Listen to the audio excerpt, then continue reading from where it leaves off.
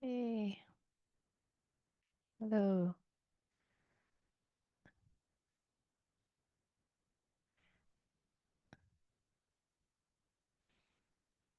Hmm. Yes, please take the time to look at everyone. A few more.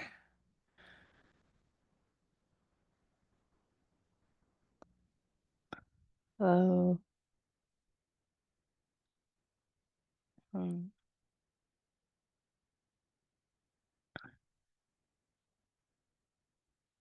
hmm,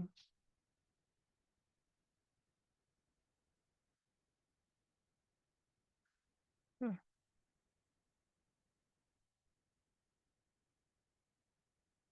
hmm.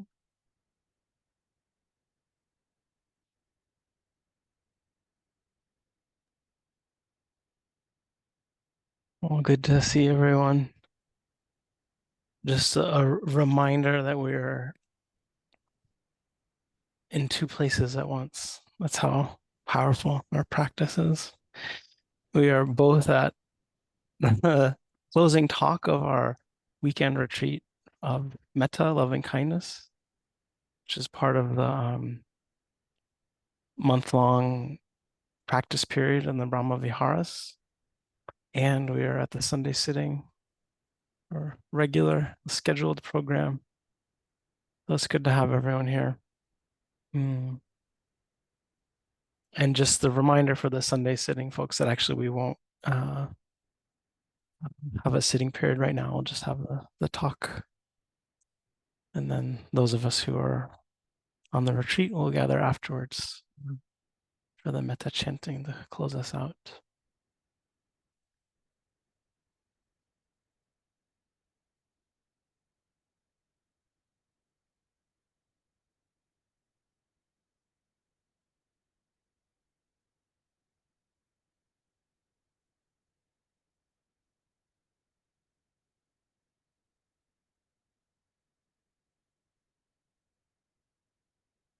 I think that's a somewhat common experience for yogis, something that certainly happens to me when I start to get quiet on a retreat.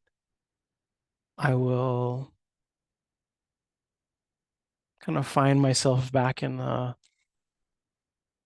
atmosphere of previous retreats, kind of evocative memories or that sense of other times where I may have felt some similar qualities of heart and mind. Sometimes it's a very beautiful part of being on retreat. And this weekend, it's happened to me both days. As Michelle mentioned, the volcano here on the Big Island, one of the volcanoes, has been kind of erupting on and off over the past few weeks. And the most discernible aspect of that for us where we live on this side of the island is this immense field of fog, what they call fog, that comes kind of over the mountain from the side where the volcano is, Volcanoes National Park, Kilauea, LA's home in the crater there. So it's an eruption that's very contained in a safe area. Um, but we get this cloud of sulfur dioxide and all kinds of other irritating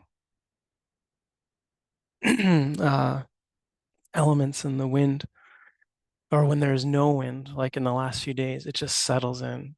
The fog just kind of moves forward and pervades, and you look out and you can't see anything. It's just this gray haze.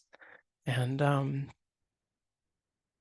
sounds like today and maybe the last few days, even on Oahu, they're experiencing it. I know that in Maui, sometimes in the last week, people have commented on it.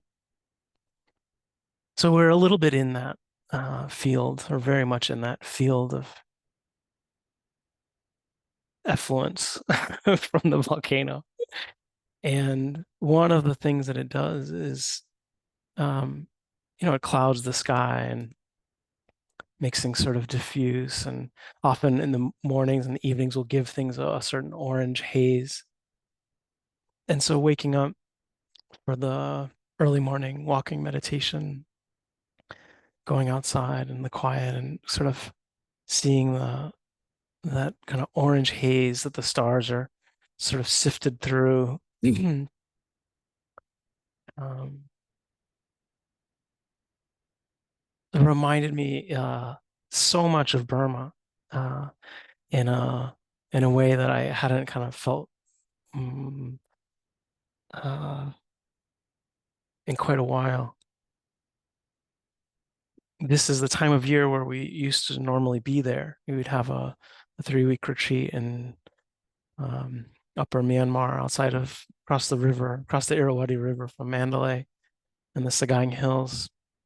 And it's fun. Many people here on this Zoom, on this retreat, have been there and know this place. And right around the time we're there in the dry season, and it's sort of this haze starts to kind of move in, before the retreat starts, and then as it gets settled in, and sometimes it's quite dense. It's not from a volcano. I'm still not totally clear if it's. Some folks have said it's the dust from the Gobi Desert, and certainly pollutants from factories in Mandalay and further upstream. Though our good friend and kind of organizer there just always said it was mist. It was the mist. And it was like, you look at this orange cloud descending upon the valley, and it's like, I don't think that's mist. I don't know. There are days that are misty, and you can tell what that is. This vapor sort of comes up, from the river valley. But anyway, this sense of the early morning wake up at Chazwa, where it's a 3:30 wake up call, and um, there's a period of walking meditation usually before the early morning sitting, and just something so beautiful about, regardless of the mist or the haze, uh, or whatever loudspeaker sounds maybe coming from a party below. Mm, just quietly doing walking meditation with other yogis in this place where people have been practicing for 500 years. It's a very old monastery and a very old area, of spiritual practice, probably well before the Buddha's time, a place of refuge and sanctuary and seclusion for hermits and yogis of all kinds. And this remembrance of that and the affection that I have for this place and for all the people there and the yogis there and the staff and the people who live and work in the community, that we're so connected with there. The nuns at the nearby nunneries who come and chant in the evenings for the yogis, a metta chant, a version of what we do in the evenings, and to be doing our metta flavored walking meditation and to be brought back into this field of kindness and appreciation of just love, is has been so powerful, so evocative, um,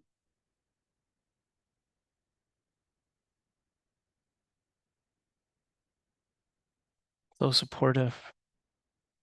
How thankful I am that we've been able to have those relationships and spend so much time there. And of course, it brings up the poignancy and the grief and sadness at times of our inability to go there now, the really difficult conditions people find themselves in there with the civil war ongoing. the economic realities of that, and uh, the hardships that people face. There are times where my recollections of Burma and my sort of emotional connection more falls into that flavor of compassion, right? Of knowing that our, people we know and care about are going through a hard time, and many people beyond that, outside of that, are having a challenging time. And so that bringing of the care towards the pain and the suffering, the hardship is really, of course, important and beautiful, but to really see the difference of today, of just like, it's not about that, it's just the love. It was just the caring, right? This recollection of caring and being cared for, and this sense of how fortunate we have been to be able to practice and learn Dhamma and share Dhamma and kind of live in a Dhamma way in a place that has still so much strength, kind of cultural strength around the value system of the Dhamma, of the way it's practiced in kind of daily life, the way the atmosphere, you know, of this area and this monastery and this particular little region that is still so protected and still so imbued with, no matter where you go. And this is you know, probably not 50 square miles of these hills where it's just monasteries and nunneries and pagodas and temples and a few villages of people who um, historically have kind of taken care of all the renunciates in these places. But there's just like this, a field of kindness. And where you go, it's not to say there isn't suffering or dukkha. And it's not to say that this is, oh, all of Burma is like this. And it's just this, romanticized version of a culture or people or a place or the peoples of these places. But there is something very unique in this little enclave um, where many flavors of Dhamma and different traditions and lineages are all being practiced and respected and honored. And, you know, not that it isn't still the world and conflicts and um, competition, between centers and teachers and all that, of course, is still playing out.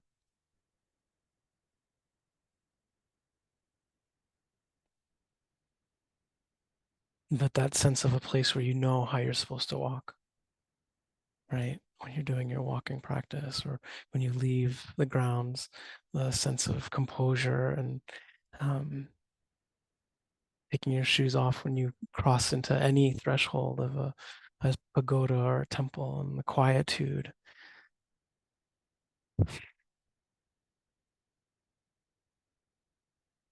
Just that sense of care is so palpable,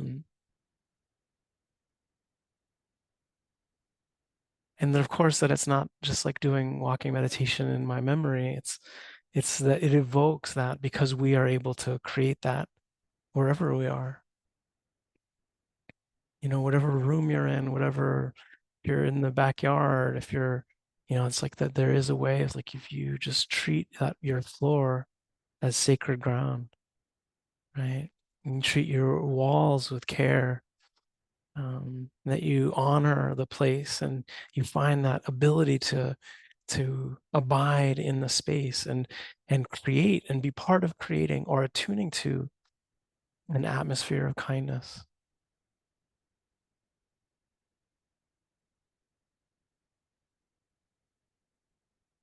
Sayadaw Ulakana would translate bhavana, which we usually talk about as meditation practice.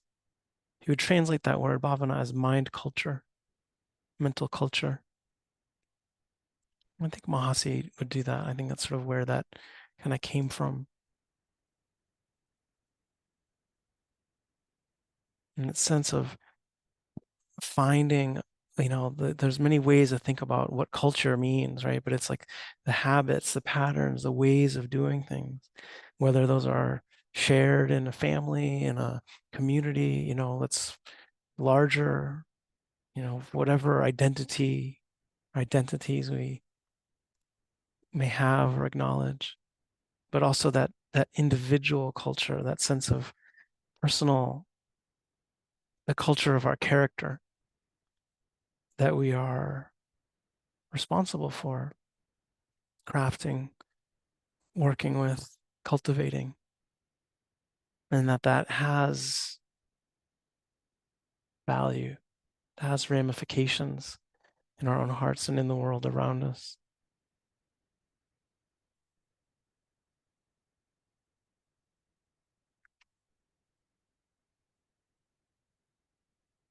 I recently saw a very short film about a man who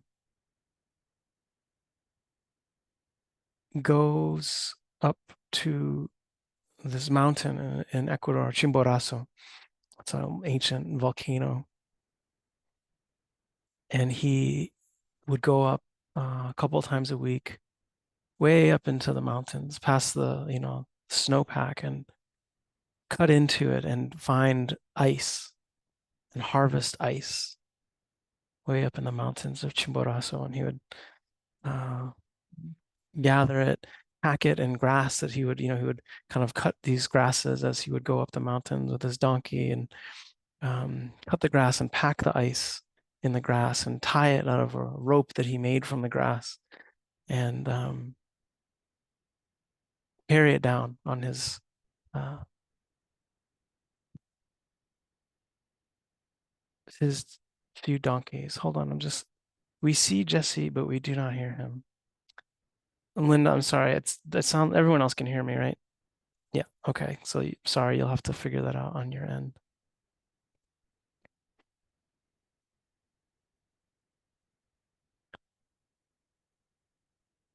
And he would go down with his, donkeys laden with these big pieces of ice and sell them in Riobamba and some other communities that were nearby.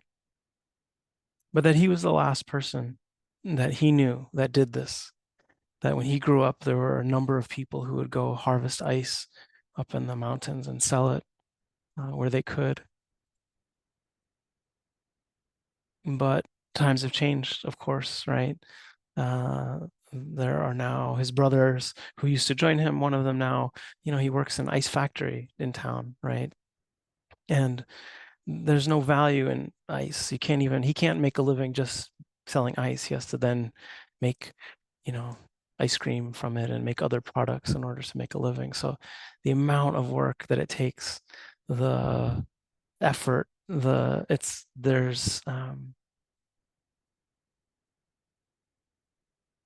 can imagine that not only when he was growing up, of course, this was an ancient vocation, right? The only way you would get ice would be to go and gather it. And so there were people who did this, bring it back down into the valleys.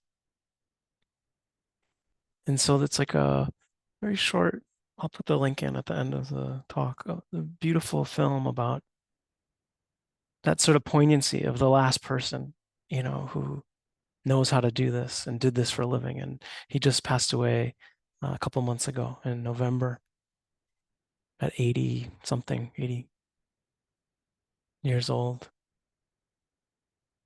And they talk about in the film the sense of his brothers, long wishing they could still go back up, like understanding that, their father, he said their father was albino, and so he had white hair, and that because of that, they called him like the son of the volcano, right? Because Chimborazo was always covered in snow, and so that he felt that he was the grandson of the volcano, of the mountain, and called him that tata, It's like that sense of lineage and connection, and like Michelle has been describing, the sense of relationship with the world around us, and that these, no one denies, like his brother was saying, it's like we're grateful for the progress, for or our kids being able to go to school and being able to get money and this idea of a better life where our kids might not have to work so hard as we did, and medicine. And, there are real things about development that are wonderful and helpful. And yet, what have we lost in terms of our connection to our traditions, to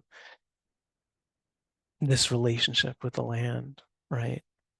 Relationship with animals, relationship with the grass, relationship with the mountain, and how poignant that is, right?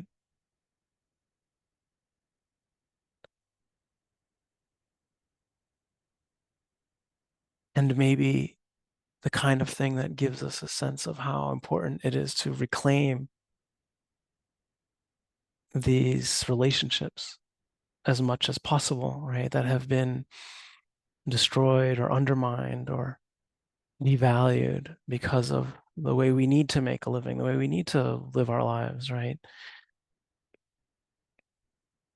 Never mind that there's less and less ice on Chimborazo because of climate change, that it was harder and harder to get, more and more dangerous to try to mine it. I have a kind of little like personal project that I'm more kind of exploring around the relationship of like Hegelian dialectics, in particular as Marx kind of interpreted them, and how rooted those are in certain Western notions of self and progress and all kinds of things. And what is it if we were to think about something like the Paticca the dependent origination, or the sort of many cultures and traditions have dialectical notions in them around paradox, around conflict, around change and transformation, and interpret it in different ways. But this idea that I do think is valuable of like all of any kind of progress that has in it its opposite, right? Has within it the foundations of its um, all the wealth created by our economic system has also created so much poverty, uh, our how connected we can be on the internet is like amazing, right? And yet, like, is it also a vehicle for how alienated everyone feels, And this understanding of like these things having dual natures that are contradictions, that we try to reconcile. And so this idea of like, yeah, how do we understand what gets lost and try to recover that sense of relationship, right? That is at the heart of what gets broken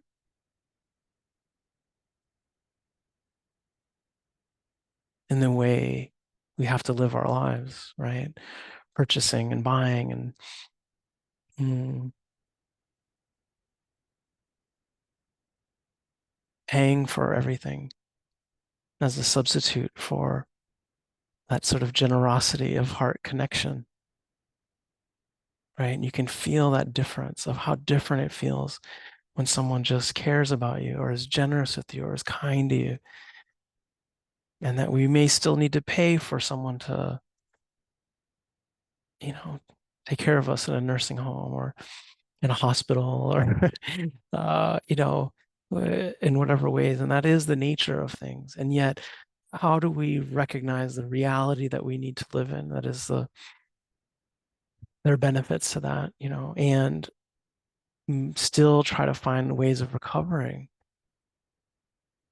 the kindness and care that can get so destroyed in that, for each of us.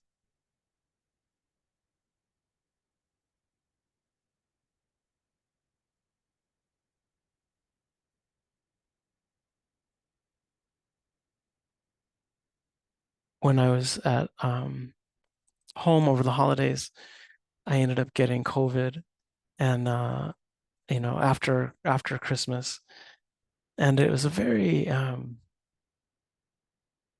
strange, a very strange kind of like thing, of course, as it often is, getting sick. But nowadays, getting sick is like just has different dimensions, and um, my mom is, you know, uh, very immunocompromised with a terminal illness. And so, as soon as I started to get sick, I just, I took it very seriously and kind of quarantined myself and put a mask on. It wasn't another day until I knew I actually had COVID. But there was something,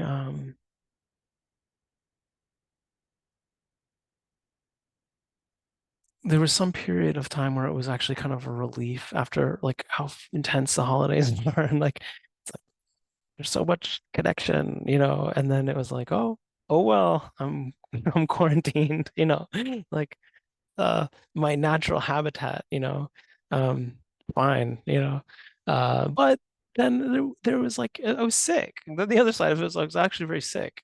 Not very sick, but I was sick for sure. And that sense of that I was really having to try to take care of everyone else by withdrawing. And there wasn't that what might have other times in my life been more of an ability to folks to take care of me, right? There was like a gravity to the um, the boundary with everyone, in particular my mom, and there was something very powerful about the need for that and the kind of severity of that in a way, but it reminded me also of just like how many times I have been sick in my life and how many people have helped me and taken care of me and how beautiful that is.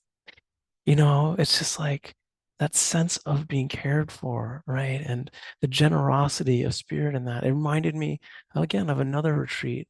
Just the last time I had COVID was when some of us were at Hollyhock a couple of years ago up in Western Canada, and everyone got it was crazy, like all the teachers are sick um and really moving. There was one yogi who was I would say of everyone there, like maybe the most concerned about getting COVID, the most concerned and careful. And yet when I got COVID, like every day she would come down and check in on me, bring me little tinctures and salves and tea bags and um, give me what she had of her own stash of things to try to help me,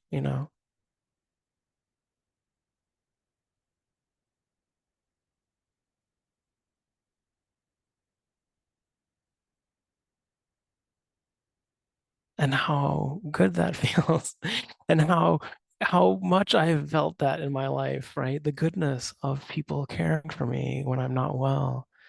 And sometimes how hard that can be to take in, how hard that can be to receive. But the beauty of sometimes being sick enough to be defenseless against uh, what might be our own resistance to love, right, or to care. And so that sense of like being what needs to get broken down in order for us to receive, it's different for all of us, so for some it's much easier, but how powerful, how beautiful, what a relief that is, and what a bolster to feel like, oh, right, I have been cared for. There's this beautiful song um, by Ruben Blades, who was a Panamanian singer, and uh, he wrote it in 2019, in the fall of 2019, and they uh, recorded it then, and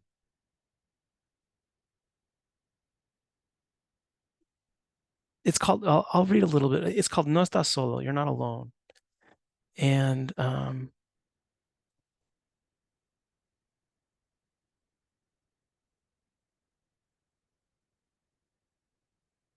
I'll read it in English. There are challenges that appear when you least expect them. They arrive, and even if you don't want them, they stay for a few days. They tell us you're sick, and we've come to cheer you up. Uh-oh, this isn't a good translation. Okay. They they tell us you're sick, and we've come to cheer you up. This discomfort is not eternal, especially if it's shared. And although the night seems endless, in the end it will go with the light of day. Don't lose faith. Always keep in mind you're not alone. These things go away. You're not alone. Have patience and you'll see. You're not alone. And even though these are hard, you're not alone. We will take care of you. You're not alone. Your friends are here. You're not alone. Your family is here. You're not alone, even though this is so hard for you. You're not alone. We will take care of you.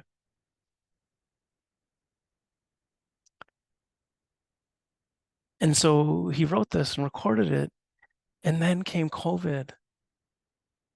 And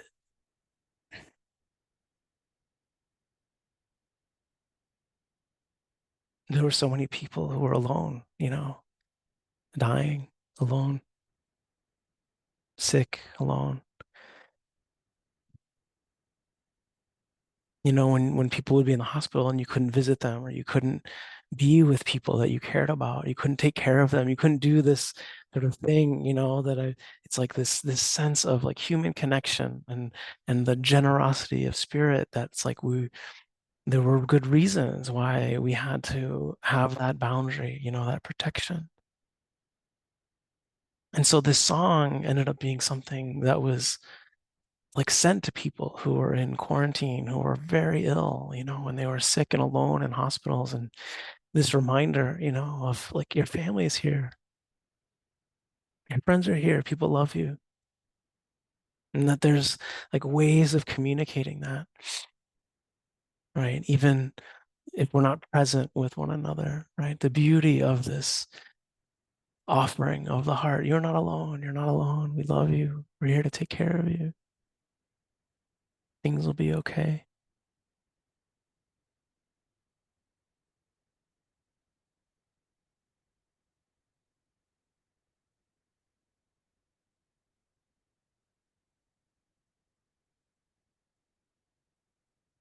They had no idea when they recorded it and wrote it and recorded it, that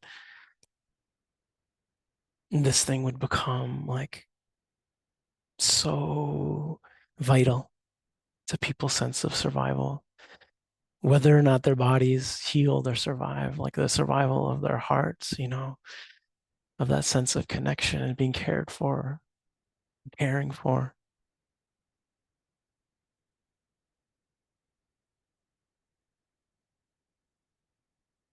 And sometimes it's like we just lose that sense of vitality and the preciousness, the fleetingness of life that, we treat things, any moment of discomfort or frustration as we take life for granted. We take these relationships for granted. We don't always have that sense of spiritual urgency that might call forth like the maximum patience, the maximum care, the maximum tenderness with one another.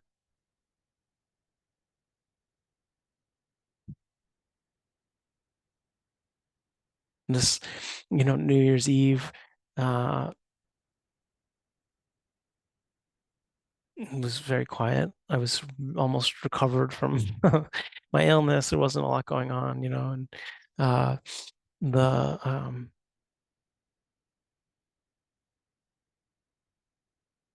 and we decided to just put on the TV, for the New Year's moment and watch people in Times Square partying and freezing to death. And um, it's not to enter this moment of like cultural, it's a tradition, right? That I have a lot of like ambivalence for. I don't have a lot of affection for. I went once, my cousin from Ecuador was visiting, and my brother and nieces and I brought him down to, Manhattan for New Year's Eve, and it was awful. It's like it's freezing.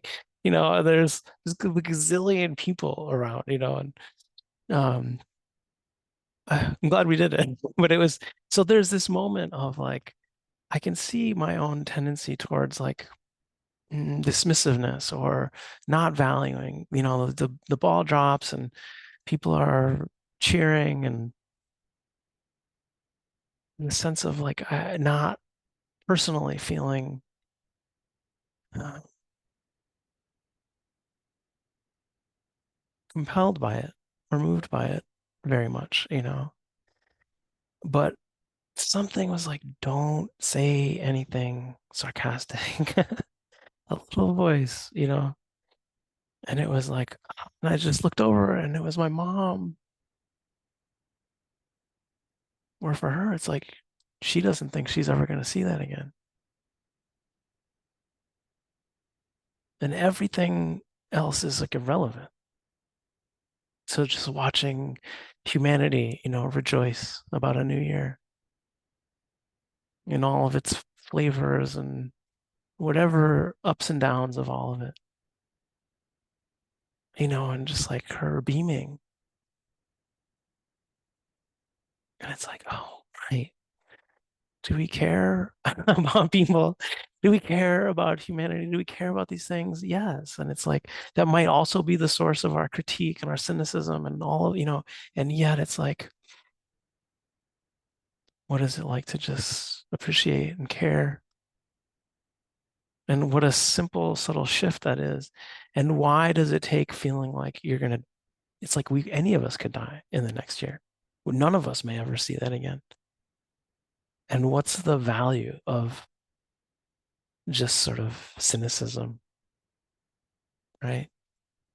What does that serve internally? What does that serve in relationally? What does that serve in terms of the world?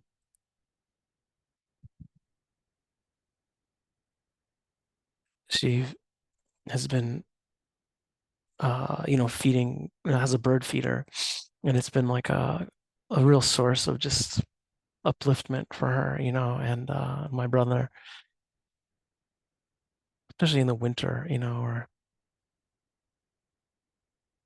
it can get kind of bleak out there in New England. And so she also puts a regular seed and then she has a thing of suet. And I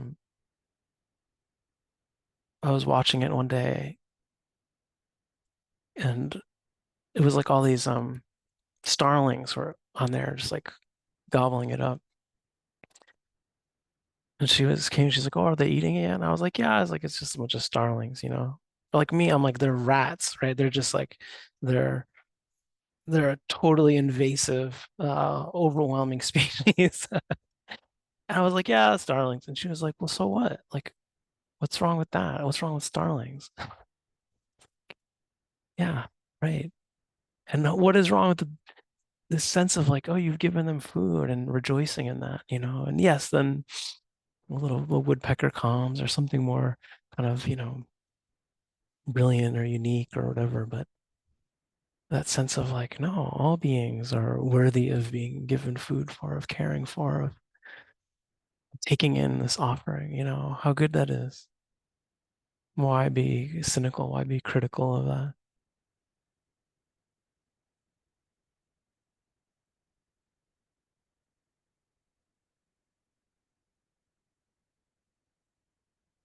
And that this is like daily, right? This is just this question of how do we go about life? It's this question of our internal culture, right? The character culture and yes, shared culture as well, right? How do we relate to the mundane things of our lives? Things that might be irritating at times, the things that we enjoy.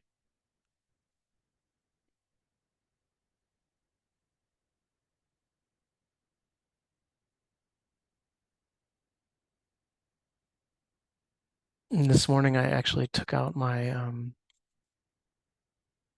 charango, the instrument that I play, it's a little stringed kind of Andean lute, and I had been wanting to restring it for a while, and it's one of these tasks that it can be very annoying and very frustrating and time consuming, and you do one thing wrong, you have to take it all apart, and so I said, oh, it's gonna be such good, it'll be good to do this on a metta retreat, and it really was, there was something about just like taking this instrument and like not being in a rush, and taking my time unwinding all the strings. And usually I'll just cut them and then I have to like hassle with like ripping them out of the thing and getting it's just like, no, it's like just unwind them, caring for this thing, cleaning it off, re-oiling the fretboard, like, just like tending to this being, right?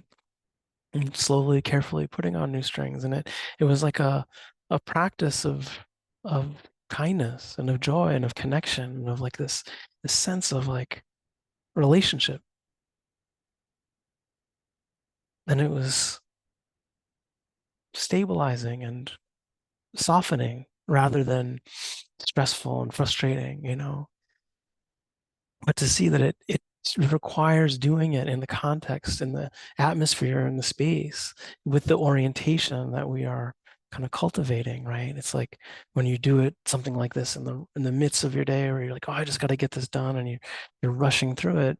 It's awful, and it fights you. It's like the process doesn't respond well.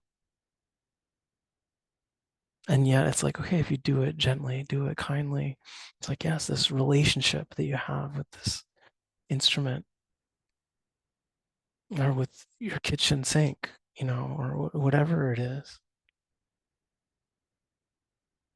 And then seeing it's like, yeah, these are things just to see what gets lost, right? This is still an instrument that I purchased, um, and I purchased it from my teacher and through a relationship that he had, so there's still some of that built in, but it's like when I was in Bolivia last year in Ecuador, going to museums and seeing like these old instruments, flutes made of bone, or zampoñas, the pan flutes, like that, like one of those, right? The you can, you make those out of like a bamboo type of grass. Seeing ancient ones that were made of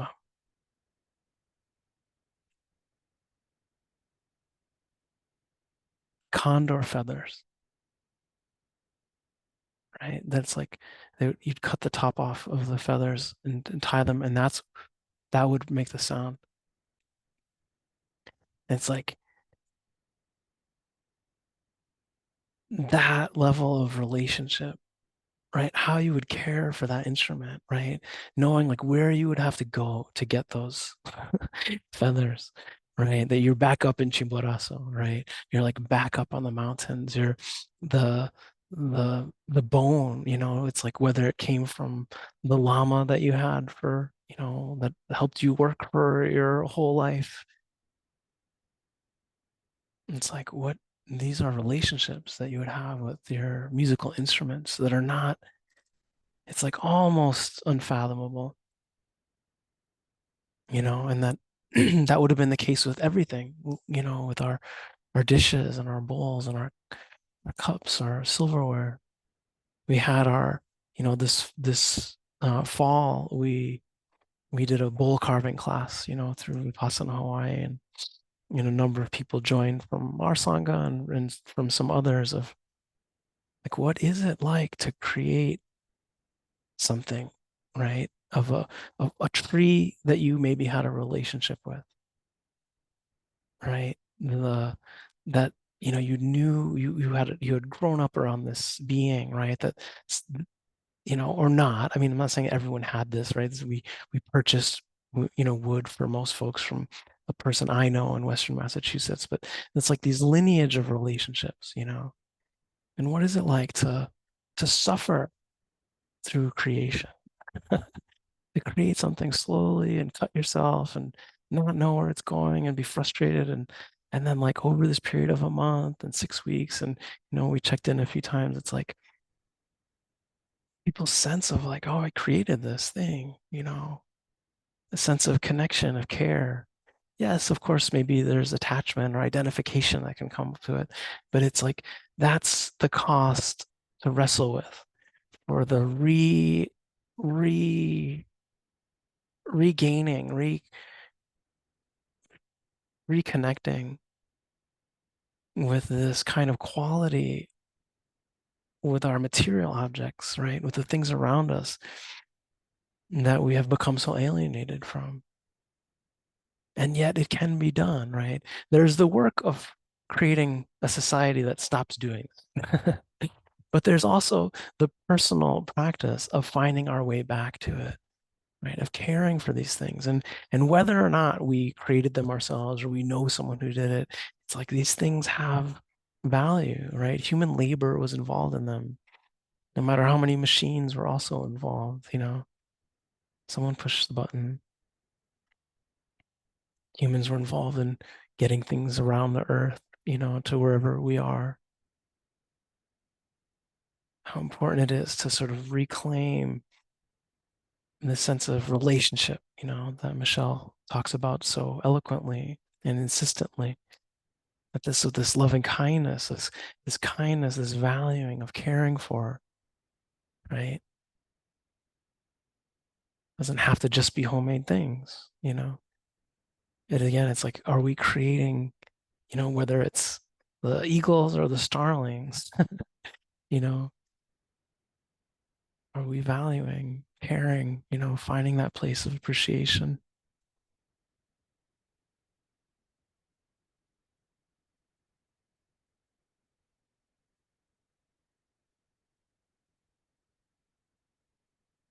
I saw this poem recently, William Wordsworth, back in the late 1700s, early 1800s.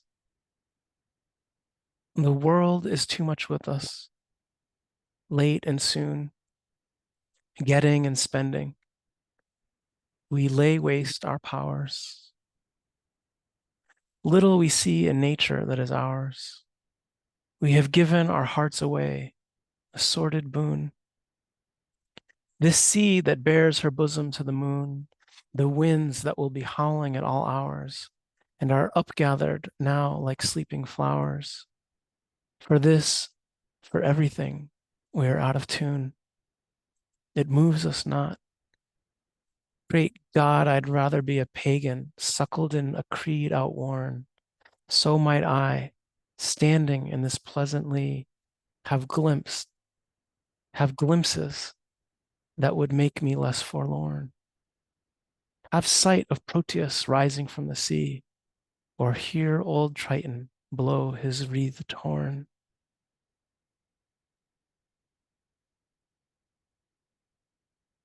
It's almost 300 years ago. Getting and spending, we lay waste our powers. Little we see in nature that is ours. We have given our hearts away, a sordid boon. For this, for everything, we are out of tune.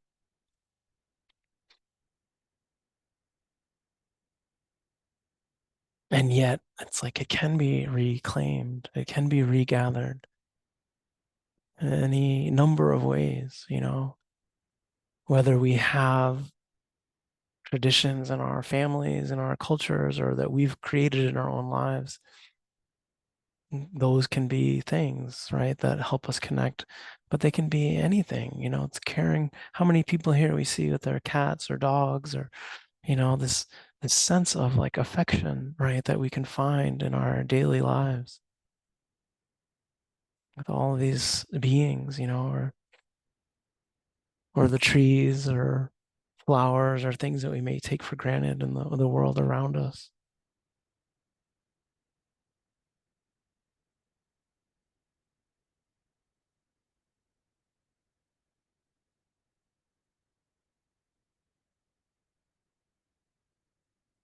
It was that part of my, practicing so much in Burma, caring, being so grateful about the like expressions and the vitality of the Dhamma expression, right? That we had received and partaken in there, and that inspire in us there, right? That's like, well, think about it, just like when we teach of like how much of dana and of so much like our understanding comes from these relationships,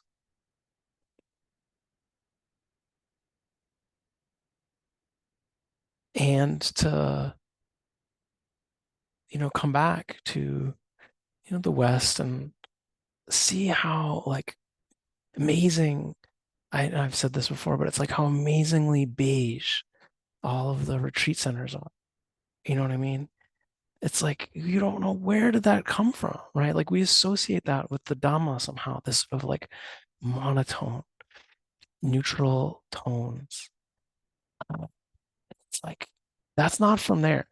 Like wherever that came from, it's not from Burma, it's not from Thailand, Sri Lanka, Laos. Now, the Zen from Japan, okay, maybe there's like a little more of that kind of like starkness, but that sense that like this is the expression of the Dhamma is like, okay, it is one and there's beautiful things in it. And it's like we've all benefited from these centers and these places and the cultural expression there. Absolutely. And that there is more to it. It's not just that. And where else do we find this, right? This sense of heart culture, mind culture, Dhamma culture, um, that feels genuine, that feels not appropriating, that feels true, and also something we need to create and work at. When I went to Bolivia last year and I sat for a month, um, I had been looking. I was able to go for a few months to visit family in Ecuador, study music with my teacher in Bolivia, and then I had this month where I wanted to sit. And my family in Ecuador is like they just weren't. They're not. It's like my family here. They're not gonna.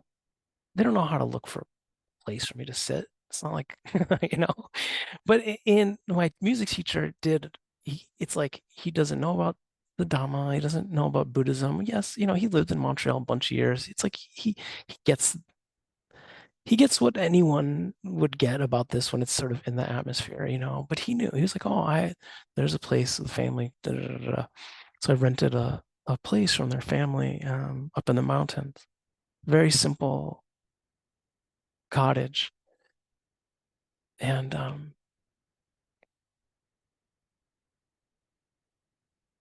it was like, it's not a Buddhist culture. There's not a lot of uh, detailed awareness of Dhamma and Dana and any of these things. And yet, it's like before we started the retreat, it's like his whole family gathered and we had a ceremony, at the house where we made offerings, to the land and the spirits there for the sake of my retreat, for the sake of blessing of the house. It was like it's like, yeah, it's like something has not yet been totally shattered there in terms of understanding how you do this, like what it means to take a month in silence and quiet and try to cultivate beautiful things, whatever tradition, whatever details are unknown or different, the sense of like, this is what you do. And that there was no kitchen there. And it was like, his wife would make a meal for me every day and would taxi it up an hour outside of Sucre. So that every day a little taxi would come up the road and drop off my meals, and I would have it, be able to warm it up, for dinner. And this sense of just like kindness and care and like this is just what you do. And For those of us here who have some degree of that in our lives, where you're sitting a weekend retreat and it's like supported and people are helping take care of you, like, wow, that's incredible and rare, you know? And the many more of you who are doing this on your own and having to claw your way onto retreat and protect the boundaries and, you know, do, do your own cooking and do your own everything. It's like to understand, yeah, this is where we are, right? And it's good and it's beautiful. And you can create this sort of atmosphere internally, you know. It's beautiful when there's a shared thing. When we hear someone on retreat is like, oh yeah, my friend's gonna bring me, you know, dinner every day. It's like, what? That's amazing, you know? That's so rare that that happens. But it does, you know, people, there is a way forward in this, you know, but this sense of like just caring anywhere you can, you know. On my retreat, it was like there was this little dog and this little cat that would come around and I would feed them, you know. And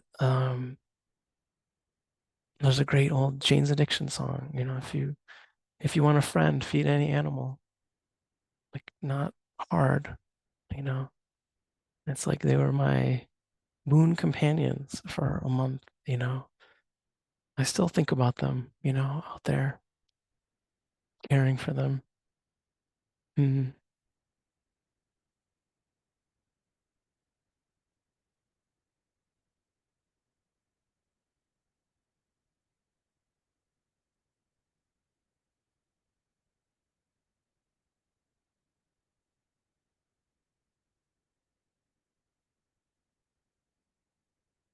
No matter what, whether they're whether we are supported by a culture of family culture, a friend culture, a broader culture of, you know, total rejoicing and support for our practice, or we're on our own, you know, hacking our way through the jungle of the mind. Just it's like there is some part of it that we are always responsible ultimately for our own care and our own liberation, no matter how much gift and how much generosity and how inspiring that is, and how much that tenderness is like this beautiful nectar, right? That we can be nourished by at times. Ultimately, we are responsible for caring for ourselves, caring for the world, caring for these things, whether we feel reciprocal care or not. And that ultimately is that sort of deeper part of the practice of like, it isn't about getting anything. It isn't about getting anywhere, right? That this flow of kindness and the inspiration to be generous has nothing to do with what we receive, what we get in return. It's just good. It's just the right thing to do. It is the kind of culture internally and externally that we long for and seek to create, and each take our share of responsibility in creating. Mm. So it's just like that memory, no matter how much what we're doing, it's just like, how are we relating to the things around us? What is the Dhamma culture we are cultivating and crafting? How beautiful that is. Take wholesome pride in that, wholesome inspiration. Mm. So thank you for your time and attention. I'm gonna put a few of these links here in the chat. Okay. That is something. I think that's the Ruben Blades. No estás solo. This is the last ice merchant. This is William Wordsworth. And this is me. This is a little song I composed and I just had to record it recently for my recital, my yearly recital. The lyrics are there translated. It's about when I die, make instruments out of my bones. Mm. Take care, everyone. Have a wonderful week. And for those of you who are joining us just for Sunday, we'll see you next Sunday. And those yogis who continue on, we'll see you in about an hour for the metta chanting.